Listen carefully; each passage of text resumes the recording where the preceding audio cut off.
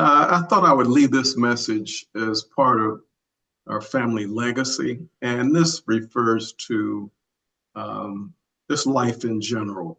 And I thought I'd leave this because at some point in time, after this entire legacy project is recorded, I anticipate that it will outlast me in my lifetime. So I thought I'd leave a few words now while I'm lucid and able to convey my thoughts about this to my family, friends, and future generations that will come behind me.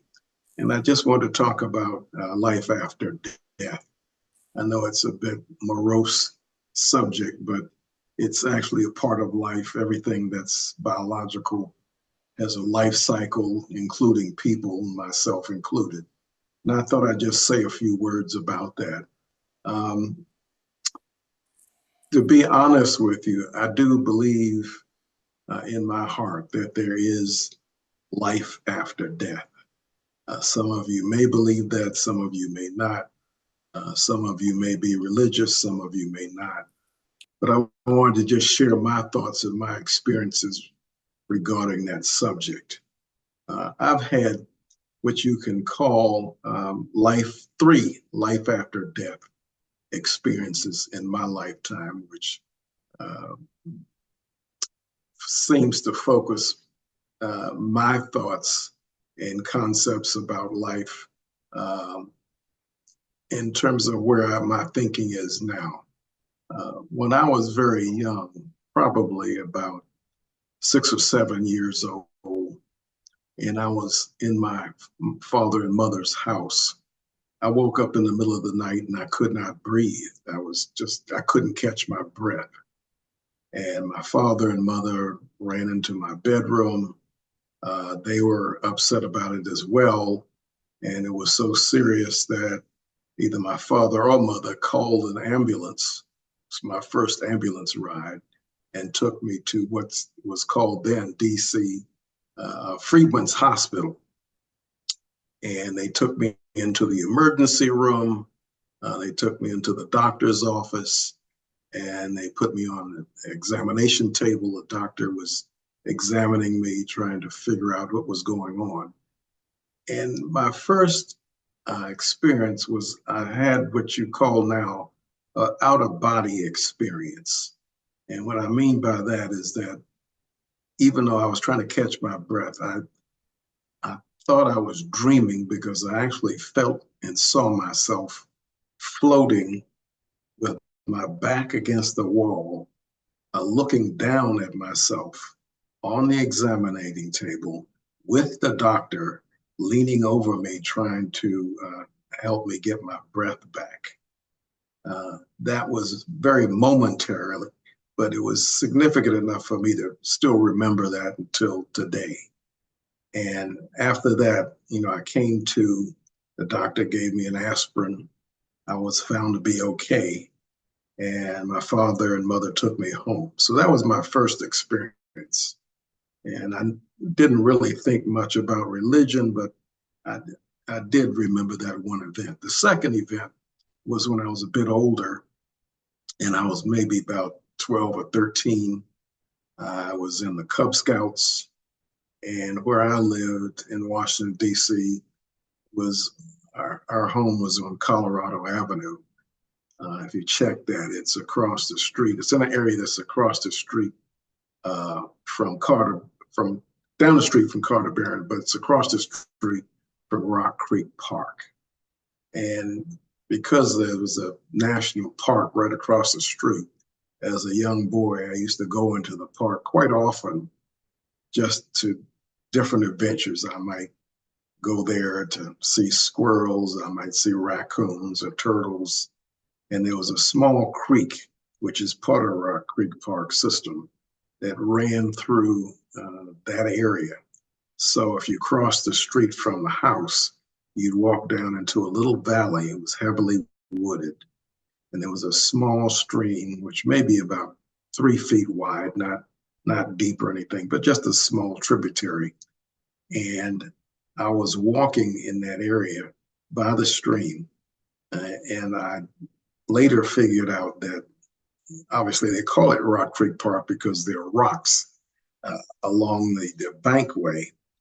And I happened to step on one of those rocks and didn't notice that the rocks had moss on them. And I slipped and fell by the bank. I didn't get immersed in the water or anything, but I was by the bank, the side of the bank. And I found myself again, maybe knocked out. And I was looking up at the tree limbs and I was looking up at the sky. And again, I had another out of body experience where I saw myself lying in my Cub Scout uniform next to the stream.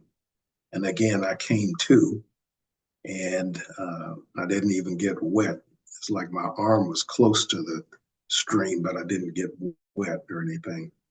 And that was my second experience. My third experience when I was much older, I'm now 77. So in my mind, by my biological clock, I'm thinking, 3/4 of my lifetime is behind me, not in front of me now. So I do a lot of reflecting. But my last experience was when I must have been maybe, I'd say in my late 60s, early 70s. I had what's called a meningioma. And a meningioma is excessive brain cells in your brain. And my wife had discovered the fact that I was doing too much sleeping during the day. And I was starting to be affected by this situation because I started dragging my right leg for some reason. I didn't know why. I didn't feel any headaches or anything. But she immediately took me to our primary physician and was referred to a neurologist. And they conducted an MRI, and that's a scan of your brain. And then he brought my wife and I, Catherine, into his office, and he said, "Mr. Brooks, you have a what's called a meningioma, and a meningioma is excess brain cells growing in your brain." And he said, "I've looked at your scan, and you have a large growth of extra brain cells about the size of a baseball. And evidently, those brain cells have grown to such a size that it's adversely affecting you physically, even though I didn't have a headache or anything like that.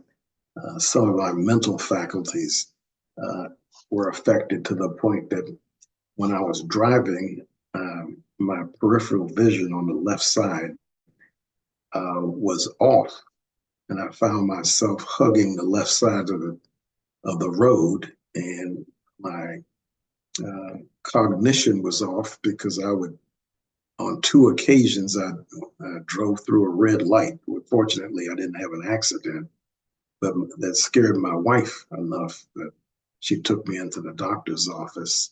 And when I went to the neurologist, he said, "Now, Mr. Brooks, I want to tell you this because you're going to need a brain operation to remove those extra cells. And if I don't remove them, it will be an end of life situation for you. What would you like to do?" And I obviously said, "I'll have the brain operation," which he did. I underwent a 6-hour brain operation. I don't want to be too gross, but in order to do that and remove those brain cells, they actually had to crack my skull, create a flap, and lift it up so they could go into the brain and remove the extra cells, which he did with laser surgery. And then I was in the hospital in the emergency room for about, I have to say, 2.5 weeks. And because I was in the hospital for such a long time, I was doing when they had this COVID scare situation where people couldn't visit you. So I was in the hospital a long time, and it required me to have physical therapy because believe it or not, after a certain period of time, if you're not up and moving and exercising, because I used to walk a mile a day, um, and I exercise twice a week, you lose your physical ability or your balance. So I had to undergo physical therapy to start walking again. But that, long story short, basically is to tell you that my third recollection of life after death is that during my stay in the hospital, I used to drift in and out of consciousness because they had to give me pain medication, and they had to do some draining of excess blood from my brain in order to reduce the pressure. And I distinctly remember in one of these occasions where I felt myself once again floating outside of my body. But this particular time, I felt myself actually floating in space off planet Earth, uh, in space, surrounded by stars. So everything was pitch black with the exception of blinking or twinkling lights. And I felt the perception that each of these lights were spirits of those that have passed on in life and had transitioned into what we call heaven, or after he passed this realm of life. But I felt that I was naked, but I was not cold like you would think would be in space. I felt like I was wrapped in a blanket. I felt comfortable. I felt happy, and I felt calm and at peace.